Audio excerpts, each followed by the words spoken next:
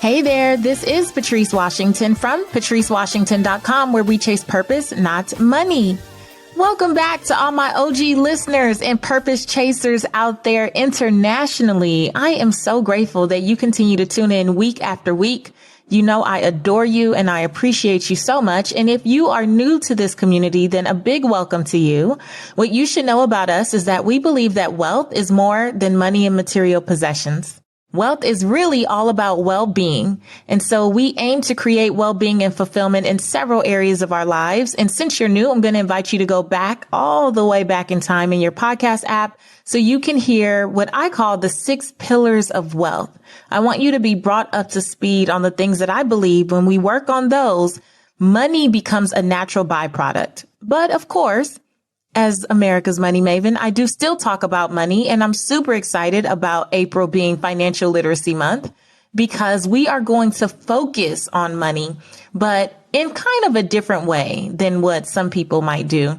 I really am all about your behavior and your mindset towards money, and I truly believe that when your confidence is built in your financial life, that so many other things go so much smoother, because I know it can be intimidating to handle money, you know, everything from purchasing a home to investing in stocks and everything else in between. And so this month, I'm calling this series Confident Money, because my goal is to help you build the confidence necessary to make wise financial decisions in every single area of life. And so I'm going to try to squeeze in as much as I can over these next several weeks. And I love being in partnership with my friends at Capital One. Shout out to Capital One for sponsoring this episode to kick off our series, Confident Money for Financial Literacy Month.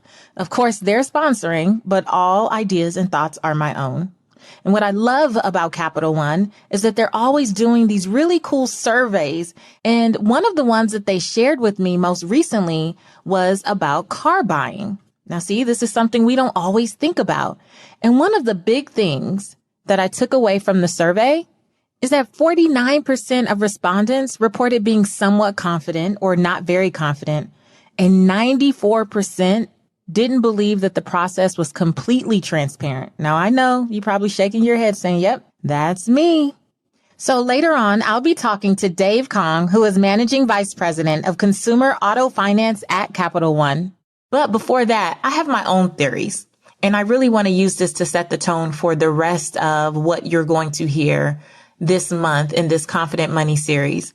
And my ideas I want to share with you, you know, are going to be just my theme for Financial Literacy Month, because I think that in order to make the best strides, to make great strides and build wealth, it really requires building confidence. And so here's a few things I'm going to jump right in that I want you to consider.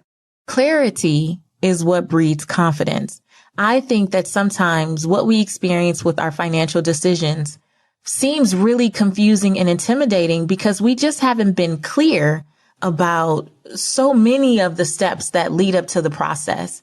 And so when you're thinking about how you can gain clarity in any financial move you're going to make, I always say that you should start with just asking yourself the question, why are you making this particular decision now? Sometimes, like let's say with a car, it's out of necessity. Your car clonked out, it died on you, and you have to go jump into the process. You know, you may be forced to move, and now you need to go find a new home or apartment. You may be forced into a certain situation. So many times we're being reactive, and I kind of talk about that in a second. That leads to very, I think, kind of desperate decision making.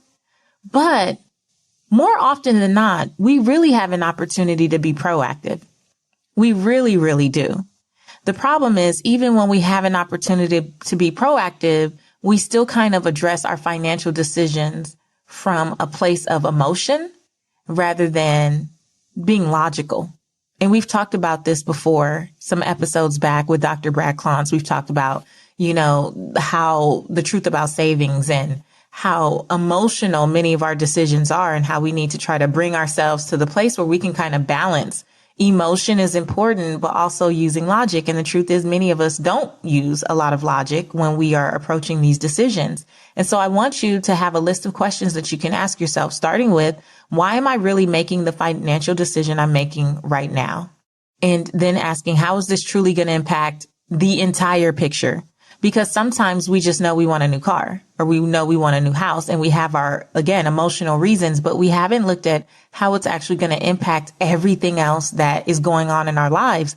Getting a new car doesn't change the fact that we still have rent due, right? It doesn't change the fact that you still need to pay your life insurance. And I hope that you have some, right? It doesn't change the fact that your kids may still have tuition costs or any of the other number of things that are going on that you still need to plan for retirement. So clarity around why you're making the decision now, but then what else it's going to impact will give you an opportunity to make it from a place that's probably a bit better for you than just being emotional and falling in love with something and moving full steam ahead without checking in with whether this is really the right time or whether this is really the right time for that, or if you need to take a step back and get a variation of what it is you think you want or believe you want. And another question I would say to ask yourself up front is, what is it going to take to make it to the end result without settling? That is a big question that I don't think many of us take into consideration when it's time to make a big financial decision or any financial decision. What is it going to take to make it to the end result without settling? And the truth is, many times, because we don't have clarity around what we really want and why we really want it in this season, right? And the process it's going to take to get there, we end up settling throughout. We end up getting more house than we needed. We end up getting more features on our car than we are ever going to use. We ended up doing so many other things that weren't really necessary to begin with. But then the worst part of it is we may be settling and not even getting what we truly wanted. And so I believe that with any financial decision, for me, wants and needs change at different points in your life. I do not believe in deprivation. I'm all about discipline. But a part of discipline is being willing to sit down and ask yourself the tough questions before you jump into any transaction. You weigh your pros and cons. You look at truly what the cost of jumping into this is going to be for you. And you prepare yourself, mind, body, spirit, for that decision, as opposed to doing what many people do, and that's being reactive and then just settling into something. Now, another point I want you to consider, when your financial decisions in particular lack confidence, then you've probably made a purchase from desperation. My father-in-law, God rest his soul, used to say that you never do business with desperate people. He used to tell my husband and I that, when we started our real estate company years ago, back in the day, he used to say, don't do business with desperate people because they're not thinking straight.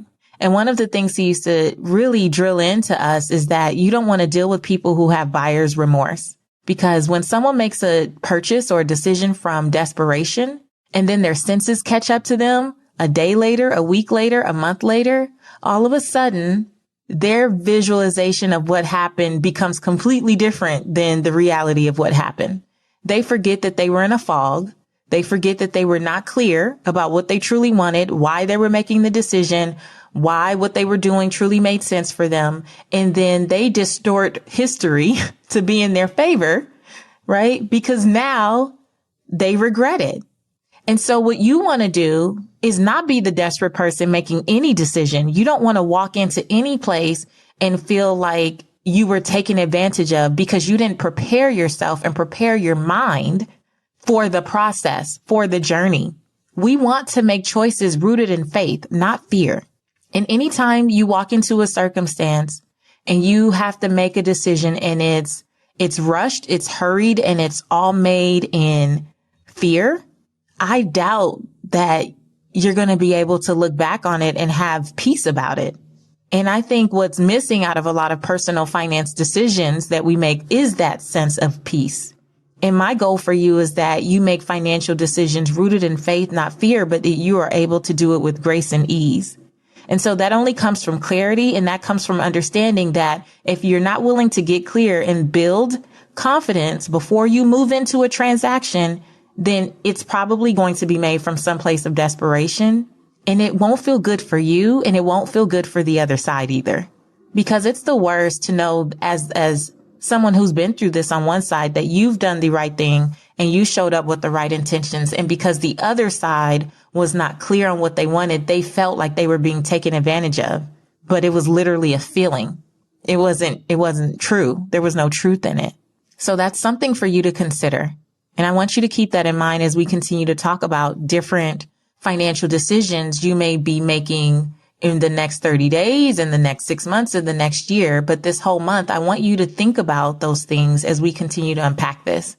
And another thing I want you to consider is that your confidence will increase when you have trusted resources. You know that I'm all about seeking wisdom. I talk about this from the stage so often that there is a difference between knowledge and wisdom. There's a difference between knowledge and wisdom. Knowledge is having information. And man, do we live in the information age where it is so easy to Google something and get a bunch of information. But what we tend to do is get information from any old place, and it's not even a trusted resource. Anyone can make a blog post or post a review, and you don't even know the intention or the heart behind what they're doing. And sometimes we change our whole direction and path off of one review or one something from a stranger who will never see, will never know. There's a screen name that we can't even, connect to. And we make a bunch of decisions and alter what we were going to do. And no matter how much knowledge and information we may have already gathered and we feel good about it and we feel like it's time to move forward, we look at some reviews or we look at some random blog and I'm not taking credit away from bloggers because obviously I started as a blogger. I'm not taking away credit from any of those things. I'm just saying that you can't put all of your confidence in that, right? When it is time for you to make a major purchase, you also are going to have to look for trusted resources just to give yourself some type of peace of mind. So what I've learned when I talk about seeking wisdom is to know that knowledge is one thing, and then wisdom is knowing how to apply the knowledge that you have obtained. And wisdom is where we kind of fall off sometimes. And I have really learned to seek out folks who are experienced at what we're talking about. Like, I just can't go off of a random review online. If I can get to an expert, if I can get to someone who has some credibility in the space, if I can find something that is truly a trusted resource that has been, tried and true by many people before me, then that's usually where I tend to check in with before I make a final decision on something. Right. So I've shared with you many times that I'm in a season where I have learned to ask for help and get support in the areas that just aren't my strongest. And so that kind of leads me to introducing you to our first guest for this series, for this Confident Money series. I've invited Dave Kang. He is the Managing Vice President of Consumer Auto Finance at Capital One. And so he's going to share a little bit more with us about building confidence in the car buying process, because I thought that was one of the areas that we never talk about. Every time we talk about personal finance, folks only want to talk about, real estate or retirement, and all of us have to buy cars at some point. So why not boost our confidence in that area? You can thank me later. Here's my conversation with Dave.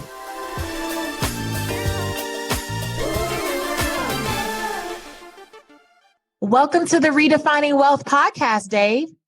Hello. How are you? I'm awesome. How are you? I'm doing great. Good. Very glad to join you. Well, I'm excited to have you here because I have been talking about confidence this entire episode and just how important it is, especially when you're dealing with financial matters, Dave, to just be confident about what decisions you're making. And so I know from a recent Capital One car buying survey that only 20% of respondents stated that they're very confident in the car buying process. And 49% reported being somewhat confident or not very confident. Why do you believe consumer confidence in the car buying process is so low? I'm really glad you brought up that question. This is something that I myself feel, having recently just purchased a car myself a few weeks ago. I think the process of buying a car is something that is very rewarding and very special, but also very intimidating to people. It's not like something where you're going on Amazon and getting, some more makeup for yourself or whatever that might be. This is something that happens only once every few years. It's a big purchase. Like, you're taking a big chunk of your paycheck and a big chunk of your savings to invest in something that you are probably going to be driving day in, day out from work. So in addition to thinking about all the things that you want out of a car, beyond the color and the options and what kind of engine you want, or even what kind of car you want, to then be thinking about all the things you're going to do to make that car yours. How are you going to finance it? What kind of down payment are you going to put on it? There's a lot to be thinking about. Yeah, absolutely. How do you think, Dave, transparency plays a role in all of this? Well, one of the things that we did in our survey was we also asked our consumers whether they thought the car buying process was completely transparent. And we learned that 94% of our respondents don't find the car buying process to be completely transparent. This is because the process that you go through is so focused on the right car that when you get to the step of, hey, just get me what I need to happen to get the keys to this car, it can naturally raise some eyebrows from people who are going through the process and don't feel prepared going into it about, like, what are you having me sign here? And what kind of decisions are being made for me versus what kind of decisions can I be making up front? A vision of Auto Navigator is to bring more transparency to the car shopping and car buying experience, so that from the comfort of your own home, you can be prepared. You can start to think about the things that you would normally think about whenever you go into the financing office as a final step of the car buying purchase, and to feel prepared and feel armed with what your starting point is up front. For me, that meant going to Capital One's website, pre-qualifying with Auto Navigator. There was no impact to my credit score, and being able to look at the inventory of cars at the dealerships that I was interested in shopping at, and understanding exactly what my rate and monthly payment would be on those cars. And even playing around with some of the options, like if I was to put a bigger down payment, how might that impact what my monthly payment on the financing be? If I was to change my loan term from 48 months to 36 months, how would that impact things? And to just have in my back pocket a pre-qualification certificate that I knew was a starting point, so that whenever I enter that final step and began the process of signing all those documents, I knew a starting point. Yeah, you could do it confidently. That's the entire thing, is that clarity will breed confidence. So when you walk into those rooms, like you said, it can be daunting and intimidating, right? But you walk into the room and you know that you've played with the numbers. You know exactly what your payment is going to be. Like, you know that you know, so you don't have to be as intimidated. And I think that is brilliant. Purchasing cars, you only do that every 5, 6, 7 years, some people longer. And there's always something new. And there's always different things, but that same intimidation can kind of rise up. And no matter how excited you are about the car, you get into that place and now you're like, well, I just want to do whatever it takes to get the car. And that's where you can kind of possibly be taken advantage of. And so it's so important to know up front. I would love to ask you, so what are the benefits to utilizing technology when you are making one of the largest financial decisions that you might make in your life? That's a great question. The availability of information and data and the ability to use technology to make better informed decisions is pervasive. It's present in every single thing that we do and every decision that we make in our lives. I don't know about you, but whenever I drive home from work, I have to have my phone on and my GPS in front of me, because I've got an app that tells me exactly what the traffic conditions are, what I can expect ahead of me, and what the fastest route to get home is. And even though I know the route like the back of my hand, like, I have to have that assurance behind me. I completely understand what you're saying. And this is the same thing that we're trying to do with Auto Navigator. We've partnered with over 13,000 participating dealers across the country and allow consumers to browse almost 4 million cars in inventory at those dealerships from the comfort of their own home. And it's kind of like the GPS analogy for how you get home from work. We want folks to see what the route ahead looks like for them. And technology is making that possible, from a person's mobile phone or from their laptop or from their tablet, knowing exactly what to expect whenever they do decide that it's time to buy that car and to walk into that dealership. Yeah, I totally agree with you. It's weird because, to your point, I know exactly where I'm going, but there's just something about the comfort that it provides to know that just in case I have an app on that will direct me down a faster path if needed, or a different route.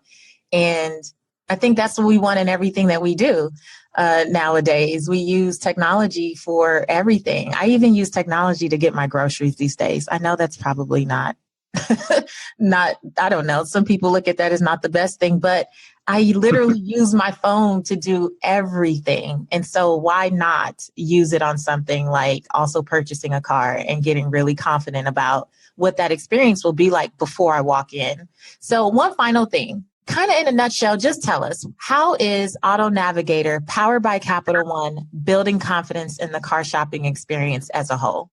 Let me relate this to my own car purchasing experiences. The last time I purchased a car was 3 weeks ago using Auto Navigator.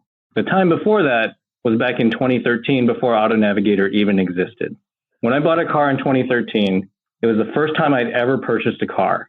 I didn't even know what auto financing was. I didn't know how much cash or what I needed to bring into the dealership, and I had no idea what kind of rate I was going to get. Flash forward to 2019, when I just purchased a car with Auto Navigator. I used the tool from the comfort of my own home. I was able to browse an inventory of almost 4 million vehicles across the country, narrow it down to the models that I really liked. I submitted my information confidently with Capital One, knowing that my credit score was not going to take an impact from doing a pre-qualification. And I could see before I walked into the dealership what kind of rate and monthly payment I could get on the specific cars I was interested in before I walked into that dealership. Tremendously empowering for me to know what my starting point was and to have an informed conversation when I entered that office and I was taken through the process that eventually had me signing 12 documents before I got my car. That's a big difference. It's a big difference to know exactly what's going on when you get there versus, like you said, in 2013, showing up and all you know is I want a car.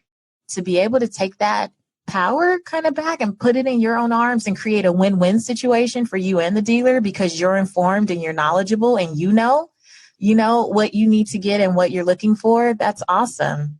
The other thing I'll add is that the process was not only easier for me, it was easier for the dealer. I was sitting there at 7:30 p.m.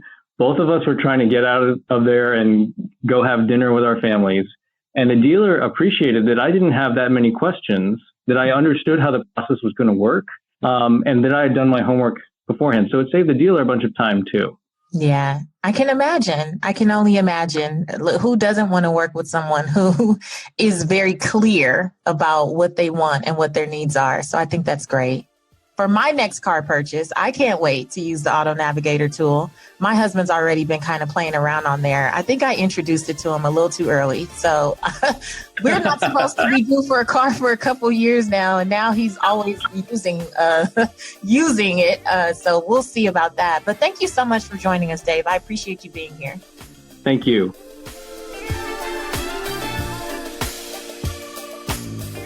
Now, see, there you have it from a trusted resource. So Dave is working on this stuff all the time. And I really, really love that he was able to share his own personal kind of journey with this stuff. But what I love is that he said, what decisions are being made for me versus what decisions I'm making for myself up front.